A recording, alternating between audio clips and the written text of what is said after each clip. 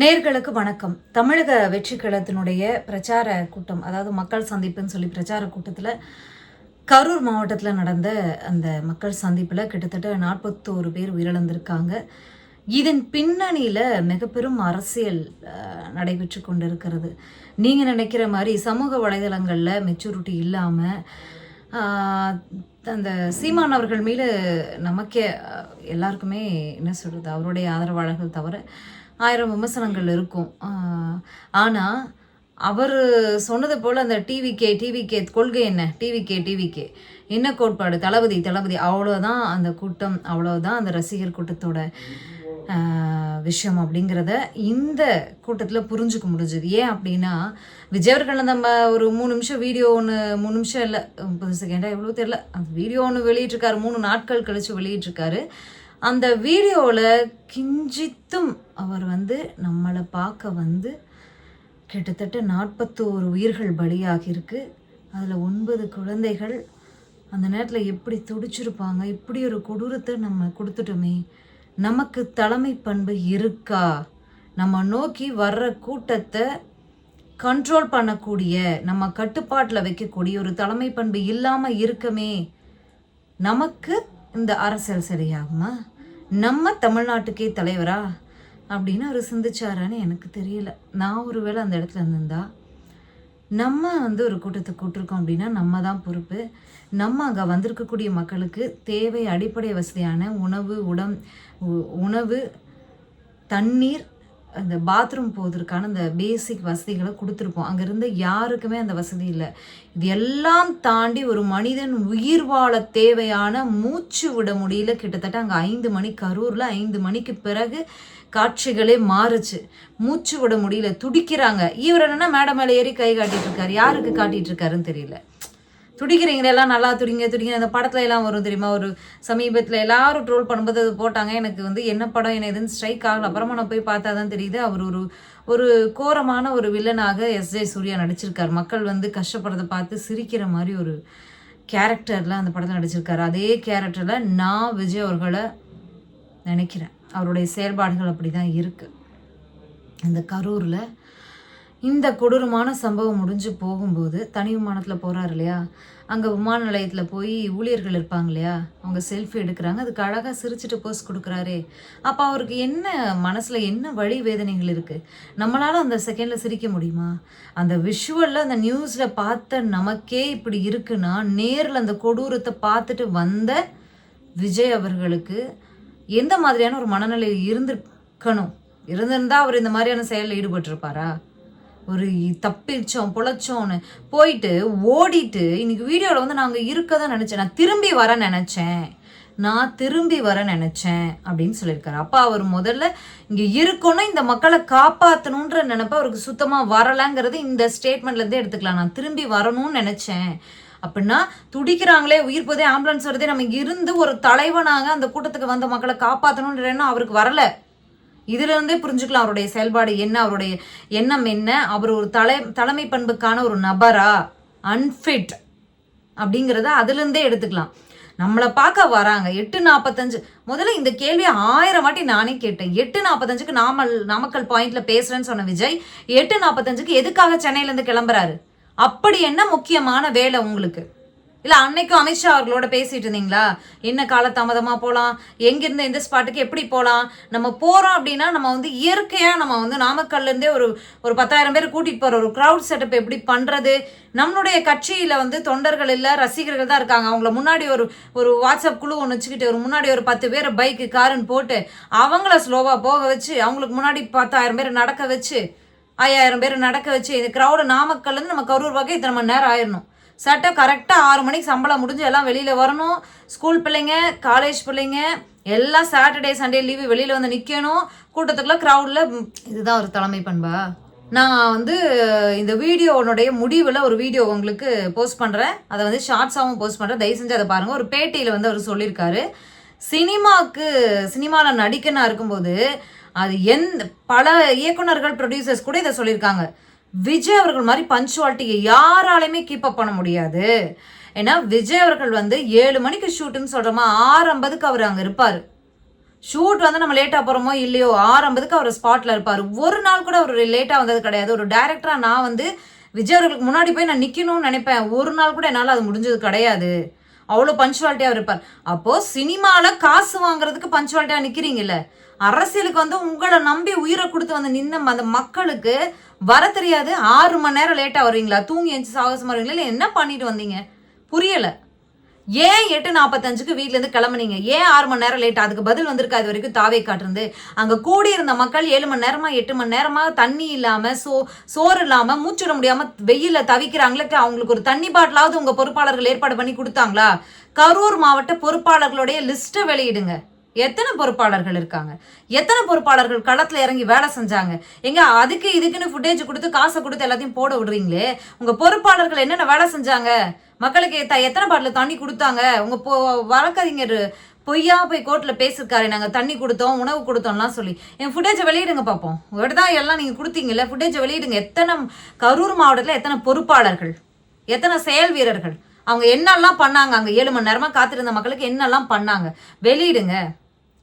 செந்தில் பாலாஜி மேலே அவ்வளோ விமர்சனங்கள் இருக்கு. ஆனால் அவர் கேட்ட ஒரு கேள்வி, 1000 கணக்கில் 4000 5000 செருப்புகள் அங்கே பார்த்தீங்களே, எத்தனை வாட்டர் பாட்டில் பார்த்தீங்கன்னு கேட்டாரு. நியாயமான கேள்வி தானே. அவர் மீது 1000 விமர்சனங்கள் வைங்க, நீங்களும் அவங்களும் மாற்றி மாற்றி வச்சுக்கோங்க, அதை பற்றி கவலை இல்லை. உங்களுக்கு உங்களை நம்பி வந்த தொண்டர்கள் மீது அக்கறை இருந்ததா?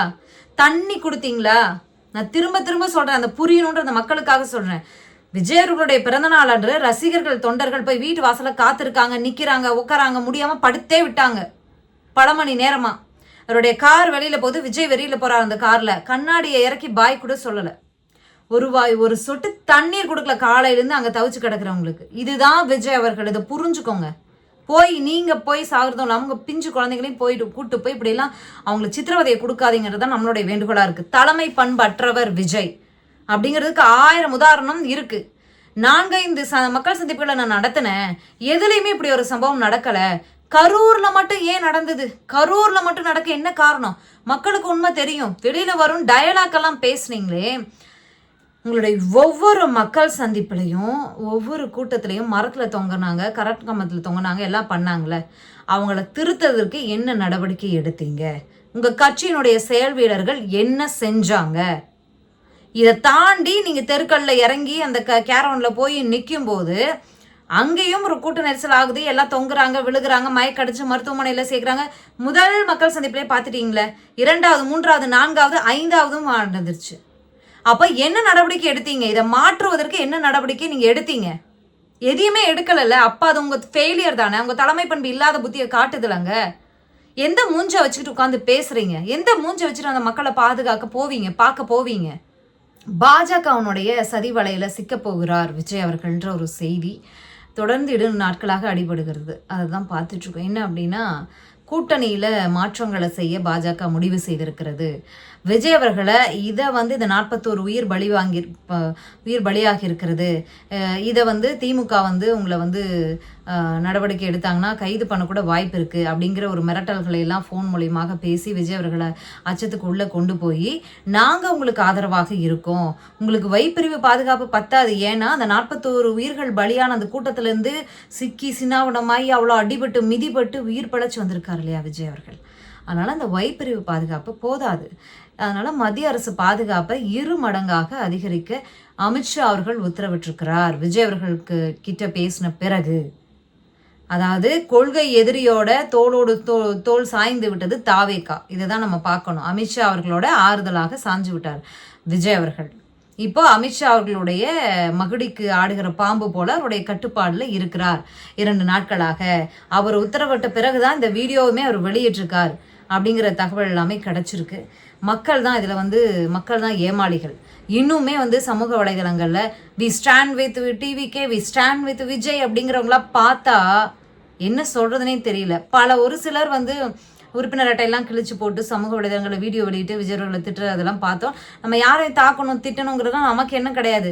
தலைமை பண்பற்று வந்து சரி ஜென்ஷெட் வச்சோம். எங்களோட நிகழ்ச்சிகளில் பல முறை கரண்ட் கட்டாச்சு, அதனால நாங்கள் ஜென்ஷெட் வச்சிருக்கோம். 50 அடிக்கு முன்னாடி காவல்துறை பேச சொல்கிறாங்க, பேச மாட்டேன். அங்கே தான் போய் தள்ளுமொழி ஏற்பட்டு எல்லாம் நடந்து அங்கே தான் பேசுன்னு சொல்லி போனீங்களா. அந்த ஜென்ஷெட்டுக்கு என்ன பண்ணியிருக்காங்க தெரியுமா? தட்டி மாதிரி தகரம் இருக்குல்ல, ஜென்ஷெட்டை சுற்றி அந்த தகரத்தை வச்சுருக்காங்க. அது மேலே போய் ஏறுறாங்க, அதுக்குள்ளே நுழையும் போது அந்த தகரம் விழுகுது. அது பக்கத்துல ஏறும்போது அந்த மரம் விழுகுது. இப்படி பல சம்பவம் நடக்குது. ஜென் ஷெட் போட்டீங்களா, அதுக்கு முறையான பாதுகாப்பு கொடுத்தீங்களா? ஏன் ஒரு கபோர்டு மாதிரி அடிச்சா என்ன? உங்கள்கிட்ட காசு என்னையா, காசு பணம் பேசுனீங்கல்ல, ஒரு 10,000 20,000 ஒரு 50,000 செலவு பண்ணீங்களா மக்களோட பாதுகாப்புக்கு? என்ன தண்ணி பாட்டில் வாங்கி கொடுத்தீங்களா? பேசினா நமக்கு நெஞ்சு வலி வரும், நமக்கு டென்ஷன் தான் வரும். காவல்துறை உளவுத்துறை ஃபெயிலியர் ஆகுது. அவங்க 10,000 பேர் வருவாங்கன்னு சொல்லியிருக்காங்க. அவங்களுடைய கூட்டத்துக்கு தொடர்ந்து அதிகமாக மக்கள் வராங்க. கட்டுப்பாடு இல்லாமல் மரங்கள் மேலே ஏறாங்க, எல்லாம் இருக்காங்க. காவல்துறை முடிஞ்சிருந்தா அந்த கூட்டத்தையே கேன்சல் பண்ணியிருக்கலாம். அவங்களுக்கு அதிகாரம் இருக்கு. காவல்துறை விஜய் திருப்பி அனுப்பியிருக்கலாம். அப்படிலாம் பல விஷயங்கள் பேசப்படுது. ஆனால் இதை எப்படியான பொய் பிரச்சாரமாக தாவேக்கா எடுத்திருக்கும் அப்படிங்கிறதும் கேள்விக்குறி. இப்போ இதுல அரசியல் முழுக்க அரசியல் பண்ணாம அதிமுகனுடைய எடப்பாடி பொதுச் செயலாளராக இருக்கக்கூடிய எடப்பாடி அவர்கள் இதை நேர்மையாக கையாள்வது போல ஒரு காட்சி தான் நமக்கு புலப்படுது. தாவேக்கா திமுக பதில் கொடுக்கும் இடத்துல இருக்கிற இந்த நேரத்துல அதிமுக திமுகவை நோக்கியும் பல கேள்விகள் எழுப்புது, தாவேக்காவை நோக்கி பல கேள்விகளை எழுப்புறாங்க. ஆனா பாதுகாப்பு, எடப்பாடி பழனிசாமி அவர்களுடைய ஒரு குரல் என்னன்னா, பாதுகாப்பை அதிகப்படுத்திருக்கணும். உளவுத்துறை என்ன பண்ணிட்டு இருந்துச்சு, கூட்டம் அதிகமாகும் போது பாதுகாப்பை கொடுத்துருக்கணும். தாவேக்கா ஏற்பாடுகள் சரியில்லை, ஒரு கட்சியினுடைய முன்னேற்பாடுகள் சரியில்லை தான். ஆனா அந்த கூட்டத்தை கேன்சல் பண்ணிருக்கணும், இல்லைன்னா கூட்டத்துக்கு முறையான பாதுகாப்பை காவல்துறை கொடுத்துருக்கணும். அங்க காவல்துறை தவறிவிட்டது, அதனாலதான் இப்படி ஒரு உயிரிழப்பு சம்பவம் நடந்திருக்கு அப்படின்னு சொல்லி எடப்பாடி பழனிசாமி அவர்கள் பேசியிருக்காரு. அது போக IAS அமுதா அவர்கள் போன்றவர்கள்லாம் இந்த சம்பவத்திற்கு விளக்கம் கொடுக்க நிர்பந்திக்கப்படுகிறார்கள். அவங்களையெல்லாம் இந்த விஷயத்துல இறக்கி அரசு வேலை செய்ய வைக்கிறது, ஆணையத்தையும் ஆணைய தலைவர்களையும் தன்னுடைய சுயலாபத்திற்காக அரசு திமுக அப்படிங்கிற ஒரு கட்சியினுடைய சுயலாபத்திற்காக வேலை செய்ய வைக்கிறது. இப்படியான குற்றச்சாட்டுகளை, ஆணையங்கள் சுதந்திரமாக செயல்பட முடியல திமுக ஆட்சியில அப்படின்னு சொல்லி குற்றச்சாட்டுகளை எதிர்க்கட்சி தலைவர் எடப்பாடி பழனிசாமி அவர்கள் வச்சிருக்காரு. ஆக்சுவலி இந்த விஜய் அவர்களுடைய இந்த தலைமை பண்பு, அவருடைய இந்த தட்டி அரசியல் இதெல்லாம் பார்த்த பிறகு தமிழ்நாட்டில் திமுக அதிமுக அப்படிங்கிற ஒரு இரு திராவிட கட்சிகளை தாண்டி யாரும் வர முடியுமா அப்படிங்கிறதுலாம், அந்த தலைமை பண்போடு தமிழ்நாட்டில் ஆட்சியை பிடிக்க முடியுமா அப்படிங்கிறதுலாம் கேள்விக்குறியாகி இருக்கிறது. ஆனால் பாஜகவுடைய சதி வலையில விஜய் அவர்கள் சிக்கி இருக்கிறார். என்ன நடக்குது அப்படிங்கிறத பொறுத்திருந்து பார்க்கலாம். மீண்டும் சந்திக்கலாம். நன்றி, வணக்கம்.